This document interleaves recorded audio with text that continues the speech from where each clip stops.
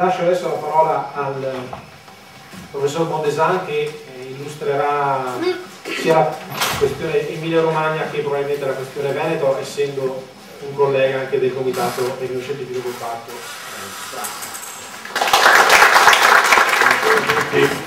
Per essere più precisi, io sono un componente del comitato tecnico del comitato scientifico del Parco Veneto, non sono più, devo correggere qua, le cose che cambiano da un giorno all'altro, non sono più un componente del comitato tecnico scientifico invece del Parco dell'Emilia Romagna, perché non esiste più quest'organo.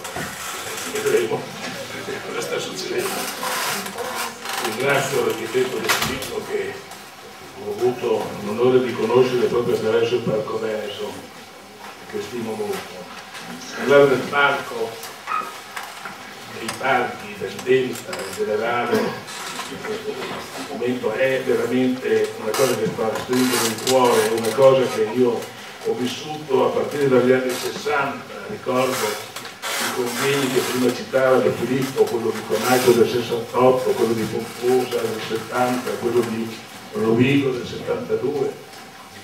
Ricordo anche una cosa, che attorno a quegli anni, proprio assieme a molti che sono anche qui presenti in sala, come lo stesso avvocato Gianluigi Cerutti, ma altri che forse non ho previsto, come non so, Murmura, molte altre persone che non sono di Rovigo, come il professor Pupillo, il professor Cornetta, avevamo fatto uno studio su tutte e due le zone, sia su quella veneta che su quella ferrarese, e conto d'Italia nostra, ed avevamo concepito un unico ambito territoriale, un'unica area protetta.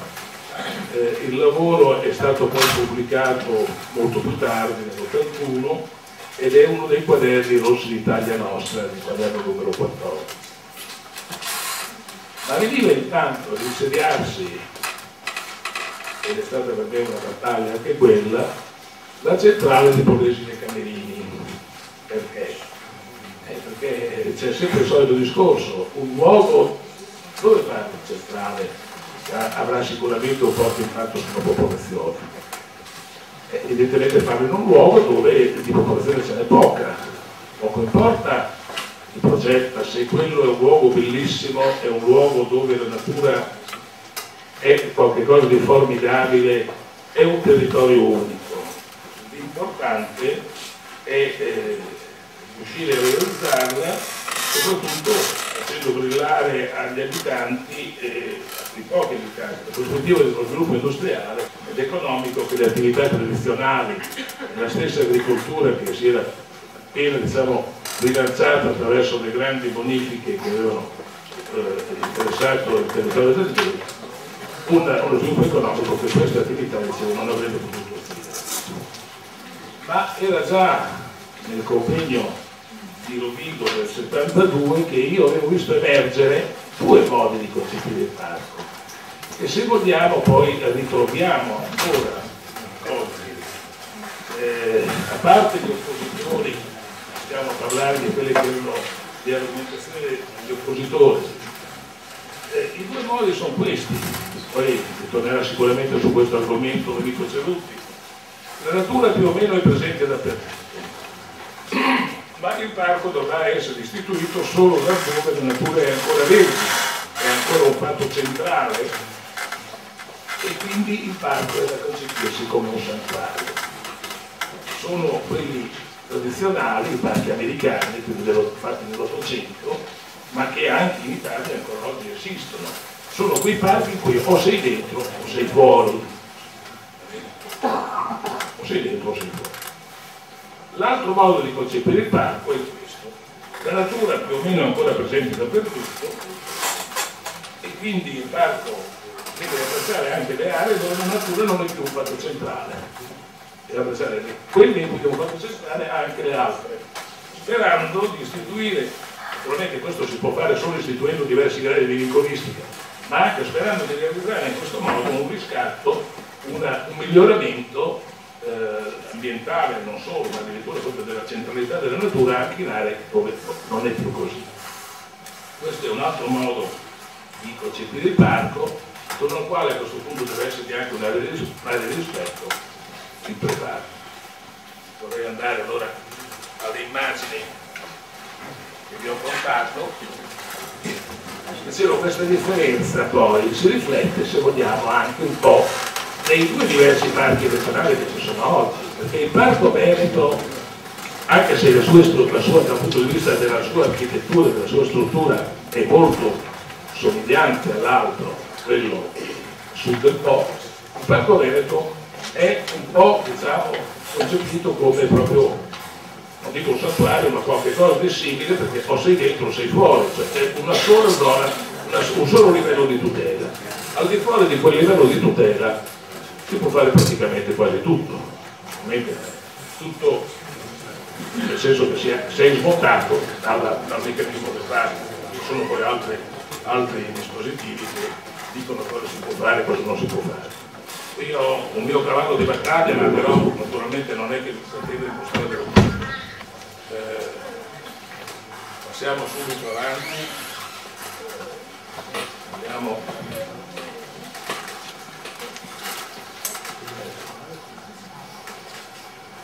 a quelle che sono le caratteristiche fondamentali che abbiamo davanti dal punto di vista delle problematiche. Noi abbiamo davanti adesso una serie di problemi che non sono più quelli soltanto del territorio che conosciamo, ma sono anche legati al cambiamento climatico, l'innalzamento del livello del mare, la diminuzione della portata solida nei fiumi, la diminuzione di portata liquida nei fiumi, poi si è passato moltissimo, ancora non è ben chiaro di quanto, comunque ha abbassato moltissimo la sua portata media annua, la risalita del cuneo salino nei fiumi, la risalita delle acque salate nei terreni e il rischio siccità. Mi scusi, ma qui non si sente niente. Io sto cercando di parlare dentro del microfono. Non entro nel merito di quelle che saranno le misure di mitigazione in futuro, perché se no faremo un discorso diverso, che non è un discorso dei parchi, è un discorso di carattere generale. Restando al parco, diciamo che il parco si è costituito intorno, sia da una parte che dall'altra del Po, intorno alla presenza di zone umide più o meno densa, alla presenza di microambienti e di geositi importantissimi, di emergenze botaniche uniche, di emergenze zoologiche veramente ammirevoli. Diciamo che effettivamente è un territorio unico e quindi merita di essere considerato come un unico territorio, come dice il titolo di oggi. E anche di una grande serie di testimonianze antropiche. Ma c'è questa differenza. Vedete che effettivamente da una carta che faccia vedere come sono le zone tutelate a parco alle due parti, cioè il territorio emiliano-romagnolo e il territorio veneto, si rileva questa differenza. Vi sono quei diversi gradi, dicevo, di tutela che caratterizzano di più il territorio emiliano e invece non caratterizzano il territorio veneto. Sarebbe una cosa da armonizzare questa, evidentemente. Non sto a passare in rassegna le bellezze che ci sono e i problemi che ci sono, faccio abbastanza rapidamente una corsa e arrivo alle strutture dei parchi. La struttura, questo qui è, guardate che bello che è un germano in voga ed è, non c'è bisogno di andare. Ecco, cosa fa un parco? Cosa deve fare un parco? Questo è il problema fondamentale. Il parco è articolato, diciamo, in varie funzioni. C'è una parte fondamentale che è quella che più facilmente viene conosciuta dai cittadini, cioè quella che deve fornire i nulla osti, pareri di conformità, tutto insomma il procedimento autorizzativo. Però un parco ha anche bisogno di una guardiania per poter rivelare eventuali sanzioni. Ed ecco per esempio una caratteristica che né l'uno né l'altro di questi due parchi hanno. Ci manca la guardiania, questa non è una cosa da poco. È necessario affiancare in un parco un comitato che abbia la capacità di fare un'analisi scientifica e di eventualmente anche al di là di questo comitato il parco deve anche fare della ricerca, deve fare della sperimentazione sul territorio. L'ultima legge che era stata fatta in Emilia Romagna per riguardare i parchi aveva dato ai parchi anche la possibilità di fare della pianificazione, cioè sui piani territoriali dei parchi e anche sui piani particolarizzati. Questo è un discorso discutibile, comunque è chiaro che anche in questo si interagiva con il territorio esterno del parco. Ma qual è il problema fondamentale poi? Dov'è che cominciamo a sentire diciamo, cittadini dei parchi anche dal punto di vista economico? È la possibilità che ha un parco di promuovere una valorizzazione e un recupero ambientale, perché qui purtroppo molti pini sono stati danneggiati. È la possibilità che ha un parco di fare una promozione territoriale, turistica, di organizzare dei centri di visita, organizzare una promozione economica, per esempio il marchio di qualità. Bene. Sono tutte cose che adesso si chiamano con un altro nome, vengono chiamate marketing territoriale, ma senza sparire fuori dei termini strani, i parchi l'hanno sempre fatto e lo abbiamo sempre fatto. Va bene? Evidentemente poi una delle cose ancora più importanti che deve fare un parco, soprattutto attraverso i suoi organismi scientifici, è quello di fare dell'educazione ambientale, didattica, nelle scuole, perché altrimenti a che cosa serve se non riusciamo a creare dei nuovi cittadini e dei cittadini sensibili, e anche in tutte queste funzioni il parco influisce sul territorio, ha uno scambio dialettico, diciamo, una sua funzione dialettica nei confronti delle altre zone circostanti. Un parco tradizionale di solito, proprio come quello veneto o quello dell'Emilia Romagna quando ancora c'era, era organizzato così: avevamo naturalmente si basava su riserve, siti, ZPS, più o meno comprese mentre poi nei siti della rete Natura 2000, che poi ne avevano aggiunti anche altre, i corridoi ecologici, eccetera, e poi tutto quanto poteva essere consegnato al parco, almeno per quanto riguardava il territorio che riguardava il parco. Però le stesse cose poteva fare la provincia parallelamente attraverso anche gli organi della provincia. Attraverso gli organi del parco l'assemblea formata dai sindaci e dai presidenti, poi il comitato esecutivo affiancato dal comitato tecnico scientifico o da due comitati addirittura come nel Parco Aperto, comitato tecnico e comitato scientifico, e una consulta che portava avanti i discorsi di carattere generale da parte di quelli che potevano essere, adesso adopero io un termine inglese, gli stakeholders, cioè i portatori di interessi. Il comitato esecutivo naturalmente poi portava, controllato da un revisore dei conti, portava il tutto davanti all'attenzione del presidente e del direttore che dovevano poi eseguire realmente. Ma andiamo a vedere che cosa invece sta capitando adesso. Il Parco Veneto resta così. Cosa sta capitando adesso in Emilia? In Emilia sta capitando qualcosa di completamente diverso, cioè l'Emilia, la regione, anche non so, pensando di andare al di là del problema delle province, dato che queste province devono scomparire. Io non ho ancora capito il perché, non ho ancora capito chi farà il lavoro che precedentemente facevano le province, ma sono purtroppo rimasto quasi da solo, le province servono qualcosa, tutti mi dicono che le province non servono niente. Sta di fatto comunque che sembrerebbe, da tutto quel che ho detto fino adesso, che sia proprio necessario cambiare tutto, almeno in Emilia sembra che sia proprio necessario cambiare tutto. In realtà il parco dell'Emilia Romagna non ha fallito, per fortuna non ha fallito, e come non ha fallito il Parco Veneto, nessuno dei due parchi ha fallito. In realtà chi ha fallito in tutte queste operazioni che adesso vi mette in discussione è proprio la politica. Bene, sono proprio i partiti e quelli che predicano adesso di dover cambiare tutto perché le cose funzionino. Bene. Quelli che vorrebbero insegnare per le elezioni a chi invece finora ha lavorato bene, invece hanno lavorato male. Questo è il problema. Vale la pena che io ricordi che un anno fa ho fatto girare anche un appello firmato da 36 illustri intellettuali italiani perché proprio le forze politiche avessero una particolare attenzione per salvare i parchi del Delta. Purtroppo il mio interlocutore non mi ha ascoltato, il nostro interlocutore evidentemente non ci ha ascoltato. Nella regione Emilia, ancora prima di questa ripartizione che poi vi spiegherò, è venuto avanti negli ultimi anni un discorso abbastanza ipocrita, e cioè che ho l'espressione del seguente assunto, ve lo posso dire chiaramente: la nostra ormai, dicono quelli della regione Emilia, è una pianificazione virtuosa. Da noi la natura ormai è centrale in tutti i nostri ragionamenti, quindi i vincoli non servono più. E possono anche essere costituiti in discussione.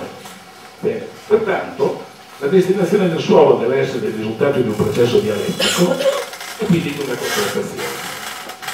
Questo è un modo di concepire la vicolistica in genere, diciamo, che è purtroppo abbastanza pericoloso. Lo si vede anche negli ultimi provvedimenti legislativi. Cito per tutti l'articolo 34 dell'ultima legge finanziaria, in pratica è stato finanziaria dell'Emilia Romagna, in pratica è stato infilato dentro una legge finanziaria un articolo che rende possibile l'eliminazione del bosco da qualunque parte, perché di fatto non si prevede che vi siano delle zone nelle quali è veramente vietata la trasformazione.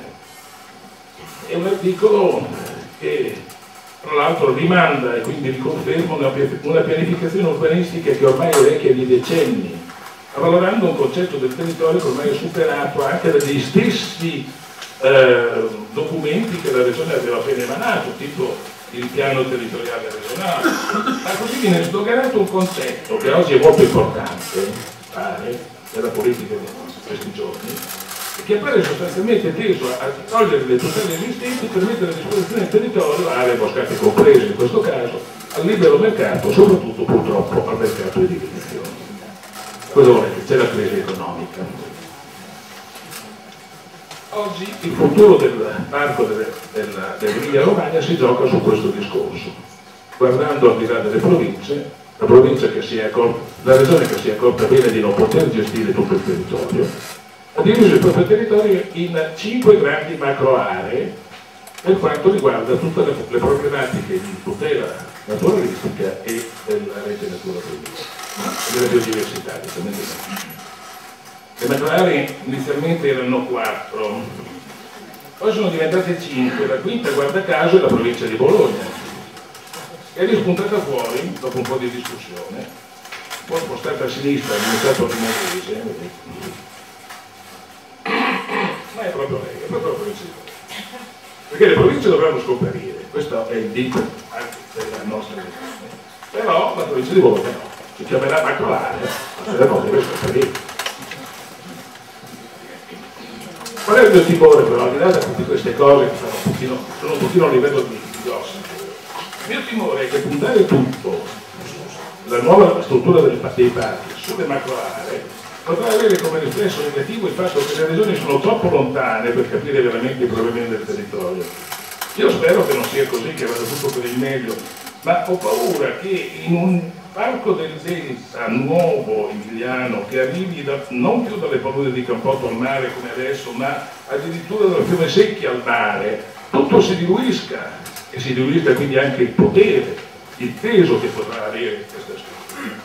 Tra l'altro è un ente che nasce, adesso lo possiamo vedere da quest'altro schema, è un ente che nasce decelerato. Perché come voi vedete, dal punto di vista scientifico nasce decelerato, perché non c'è più un comitato scientifico.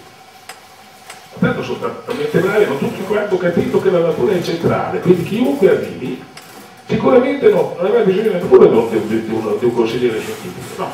Ci sarà un osservatorio generale sulla biodiversità a livello regionale e quello farà tutto, tutte quante le 5 macro aree. Io non sono capace di capire come potrà fare, ma comunque lo stesso, insomma, così vanno le cose. La struttura è che siccome scompariranno le province, tutto quanto riserve naturali, SIC e ZPS di tutta la macro area dovranno rientrare dentro del discorso del parco, saranno tutte quante parchi, al di sopra del quale c'è una comunità del parco, formata solo dai sindaci, questa volta i presidenti della provincia trovano invece posto nel comitato esecutivo finché ci sarà. Poi ci sarà un comitato propositivo, uno sciagurato articolo 10 che è piovuto dal cielo, che non so che cosa diavolo voglia dire, in cui ci saranno 7 saggi che dovranno occuparsi di finanza, che dovranno portare a parte i saggi della finanza, dell'agricoltura, della silvicoltura, dell'industria del commercio, naturalmente del turismo, eccetera, eccetera. Insomma, come se non ci fosse, non ne avessimo mai tenuto conto in passato. Poi c'è anche la consulta, che deve di nuovo portare dentro le categorie economiche e alla fine un pochino in un profilo ci sono anche le associazioni del metalliste. Adesso non sto ad entrare tanto nel merito. La cosa che mi sembra però più interessante da rilevare è che tutte le categorie economiche, tutti i cosiddetti poteri forti, potranno essere facilmente ricoperti, i posti destinati a questi poteri forti potranno essere facilmente ricoperti da persone che già fanno parte di queste associazioni. Invece tutto ciò che riguarda scienza, protezione della natura, eccetera, eccetera, è fondamentalmente riservato al volontariato. Credo di essermi abbastanza ben spiegato. Ma cosa vuole c'è la crisi economica? Questo è il messaggio, un messaggio che io ho visto arrivare anche purtroppo dal Parco Veneto, il quale ha posto al centro il discorso del marketing territoriale, è sputato fuori addirittura nel concorso per il nuovo direttore. Deve essere un grande esperto di marketing territoriale. Il marketing territoriale è sempre stato fatto. Facciamo le cose sul serio e la ricaduta economica ci sarà sicuramente, è sempre stato così. Se invece ci mettiamo al centro il marketing territoriale, la fine che si fa è quello di andare a finire sugli scogli davanti all'isola del Giglio.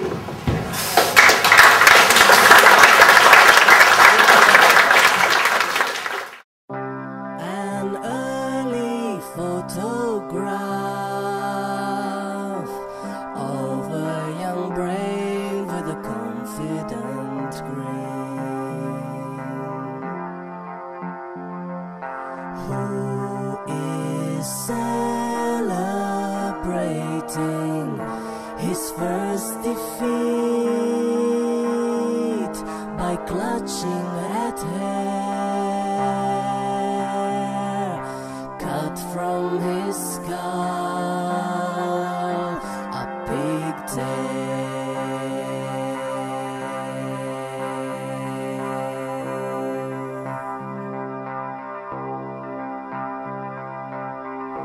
Enter the modern man, like a young brave with a price on his head.